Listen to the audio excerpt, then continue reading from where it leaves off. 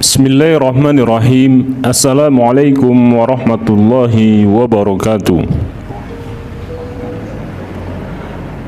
Pada kesempatan kali ini akan kami uraikan bagaimana rentetan sejarah pembebasan wilayah Islam di negeri Prancis Selatan.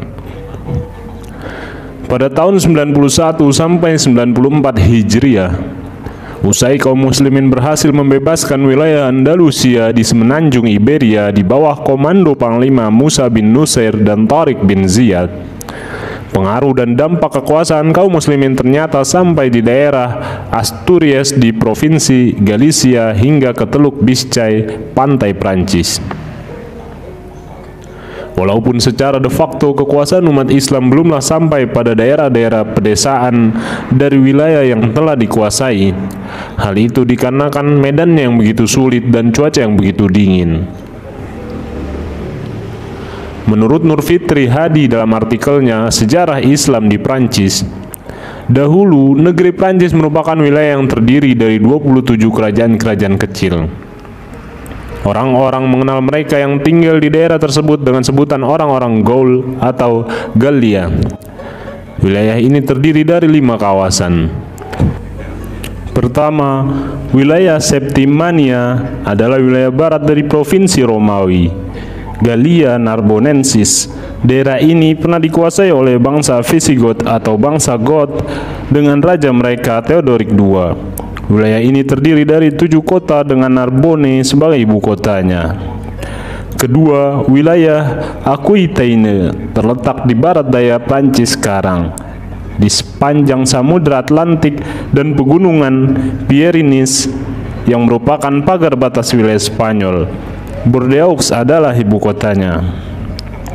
Ketiga, wilayah Aix-en-Provence letaknya 30 km utara Marseille dan kota Avignon adalah ibu kotanya. Keempat, wilayah Burgundi terletak di wilayah timur Prancis. Kelima, wilayah utara Sungai Loire, sungai terpanjang di Prancis. Usai mengetahui bahwasanya latar belakang negeri Prancis di masa dahulu dan benua Eropa secara umum terdiri dari kerajaan-kerajaan kecil yang saling bermusuhan dan saling berperang, maka tidak heran kedatangan umat Islam pun menimbulkan reaksi dan tanggapan yang keras dari mereka. Pasukan Islam pertama yang mengadakan kontak senjata dengan orang-orang suku Gaul atau Gallia adalah pasukan As-Sam'ah bin Malik Al-Khawlani pada tahun 100 sampai 102 Hijriah. As-Sam'ah bin Malik Al-Khawlani adalah gubernur kelima provinsi Al-Andalus pada masa kekhalifahan Umayyah. Ia diangkat pada tahun 100 Hijriah atau 719 Masehi oleh Khalifah Umar bin Abdul Aziz menggantikan Al-Hur bin Abdurrahman Ats-Tsaqafi. Saat itu, umat Islam di bawah komando Panglima As-Sam'ah bin Malik Al-Khawlani berhasil menguasai wilayah Narbonne hingga mencapai kota Toulouse. Hingga akhirnya ia berhasil menguasai wilayah Septimania secara keseluruhan dan berdirilah pemerintahan Islam di wilayah-wilayah tersebut. Setelah itu, As-Sam'ah bin Malik Al-Khawlani menjadikan Narbonne sebagai pusat pemerintahan dan pusat kekuatan militer untuk menghadapi serangan orang-orang Gallia yang lainnya. Namun, dalam ekspedisi militer Islam terhadap wilayah Aquitaine, As-Sam'ah bin Malik Al-Khawlani dan sejumlah besar pasukannya syahid gugur di medan pertempuran wilayah dekat Toulouse. Peristiwa ini terjadi pada hari Arafah tahun 102 Hijriah. Demikian menurut Tarikh Al-Ulama wa Ar-Ruwat oleh Ibnu Al-Faradi, seperti dikutip dari artikel Nur Fitri Hadi. Apa yang telah dilakukan oleh As-Sam'ah kemudian dilanjutkan oleh Anbasah bin Sahim Al-Qalbi pada tahun 103 sampai 107 Hijriah. Anbasah berkuasa pada tahun 103 Hijriah dan ia merupakan orang yang sama dengan As-Sam'ah dalam kesolehan dan kekuatan. Anbasah bin Suhaim Al-Qalbi adalah gubernur Al-Andalus yang diangkat oleh Bishr bin Safwan Al-Qalbi, gubernur Afriqiya pada masa Khalifah Yazid bin Abdul Malik. Riwayat lain menyebutkan ia diangkat oleh Yazid bin Abi Muslim. Ia masuk ke Al-Andalus pada bulan Safar 103 Hijriah. Selama 4 tahun awal pemerintahannya, Anbasa sibuk mengatur tata negaranya, mengadakan pembangunan dan persiapan di bidang militer untuk berhadapan dengan orang-orang Eropa. Anbasa berhasil membawa pasukannya menyeberangi pegunungan Pyrenees, menguasai 7 kota di Septimania dan menaklukkan wilayah Aix-en-Provence hingga sampai ke kota Lyon. Setelah itu, ia mengekspansi daerah-daerah berikutnya hingga pasukannya menerobos 70 km bagian selatan kota Paris. Keberhasilan ini adalah jarak terjauh yang dicapai oleh kaum muslimin. Belum pernah ada dari kalangan umat Islam yang melakukan apa yang Anbasa lakukan. Ketika Anbasa menjabat, 70% wilayah Prancis berada dalam kekuasaannya dan ditaklukkannya kota Sens yang berjarak 30 km dari Paris. Pada tahun 105 Hijriah atau 723 Masehi, Anbasa menaklukkan Septimania dan merebut kembali Carcassonne, Nimes, serta daerah di sekitarnya, yang merupakan wilayah yang telah hilang dari kekuasaan umat Islam selama era penaklukan wilayah tersebut. Anbasa kemudian melanjutkan perjalanannya di lembah Rhône hingga mencapai kota Autun yang merupakan wilayah terjauh yang dijangkau kaum muslimin Al-Andalus di timur. Karena takut wilayah kekuasaannya diserang, Odo dari Aquitaine mengadakan perundingan dan gencatan senjata dengan Anbas. Saat hendak kembali dalam perjalanan pulang, Anbasa diserang oleh pasukan besar bangsa Frank, hingga ia pun syahid gugur dalam pertempuran tersebut. Peristiwa itu terjadi pada tahun 107 Hijriah. Peristiwa itu terjadi pada bulan Sya'ban 107 Hijriah. Setelah wafatnya Anbasa, rakyat Al-Andalus mengangkat Uzrah bin Abdullah Al-Fihri sebagai pemimpin mereka. Ia membawa kaum muslimin kembali menuju Narbonne dan memerintah di sana hingga bulan Rabiul Awal tahun 110 Hijriah.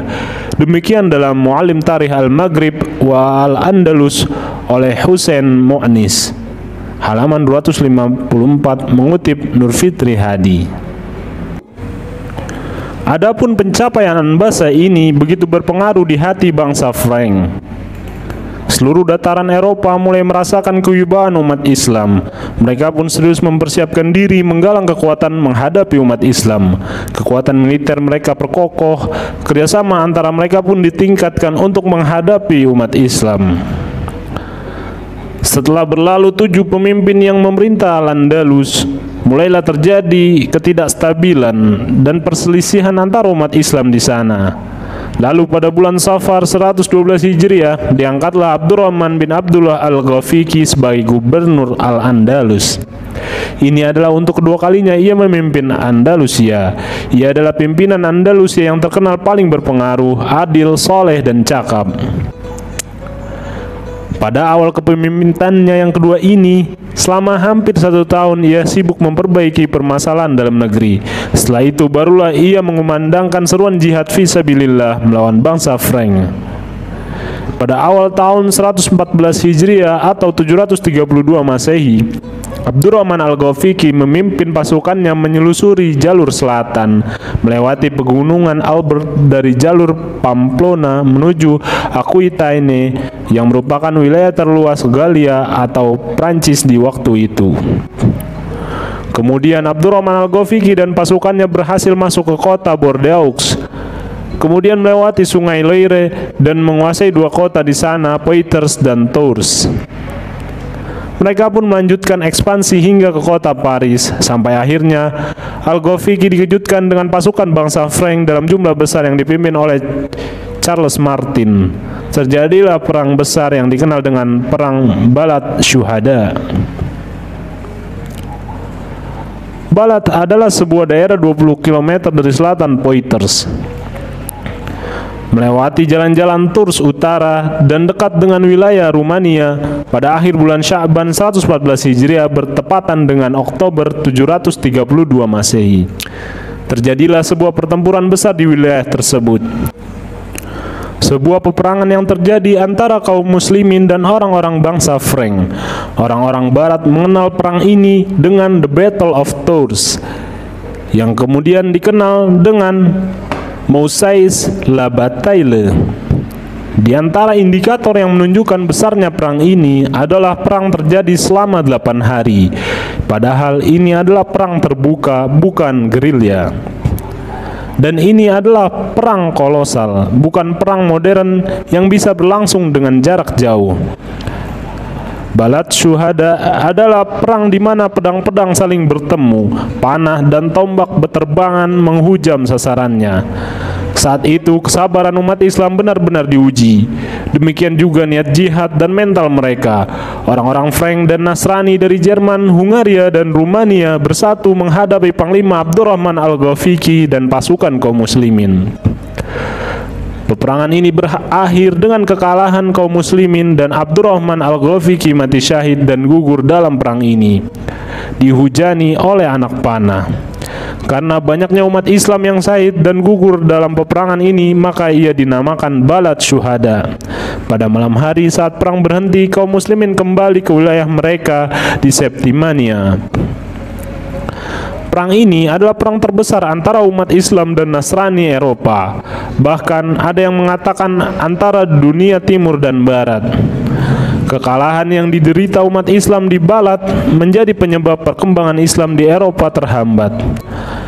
Salah seorang orientalis, Henry de Chambon, mengatakan kekalahan umat Islam di Balad membuat orang-orang Eropa terlambat mengenal peradaban. Beda halnya dengan Andalusia, dan juga kekalahan di Balad Syuhada juga menjadi faktor terbesar yang meruntuhkan Andalusia di kemudian hari. Oleh karena itu, ekspansi yang dilakukan umat Islam di zaman dahulu bukanlah sebuah ambisi memperluas daerah atau menambah perbendaharaan harta.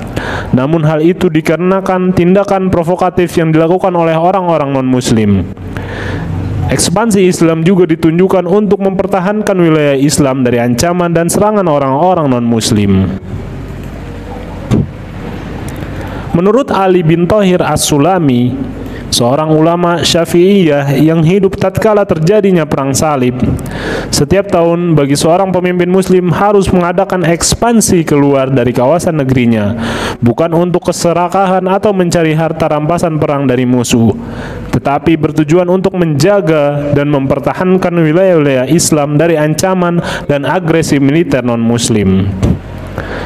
Cara demikian selain memiliki dampak psikologis untuk membuat para musuh Islam tidak punya nyali memusuhi umat Islam, juga menciptakan kestabilan militer umat Islam.